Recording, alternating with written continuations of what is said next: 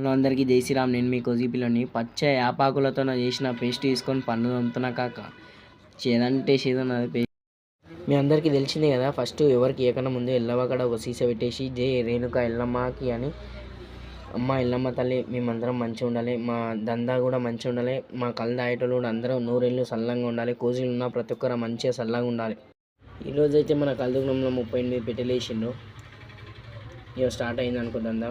ఈ అన్న పేరు వచ్చేసి మ్యాన్ అంటే కోజిలా గుర్తు పట్టనోడే లేడు అసలు. మ్యాన్ బ్రేక్ఫాస్ట్ చేయనీకి వచ్చినాక ఇంట్లకు. బ్రేక్ఫాస్ట్ స్పెషల్ ఏముందో తెలుసా? Paneer curry, chapati. Curry paneer curry, పత్తి చెవులపతి కాదు, చపాతి.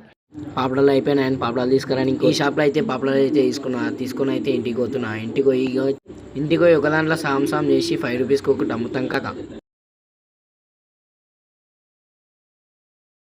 ఈ పాపడాల బిజినెస్ ఎట్లనో తెలుసా కాక. ఎండ ఉంటేనే ఎండుతాయి, ఎండ లేదనుకో అసలు నూనె దేవినా కూడా చిన్నగా అయితే అసలు మంది తీసుకోరు.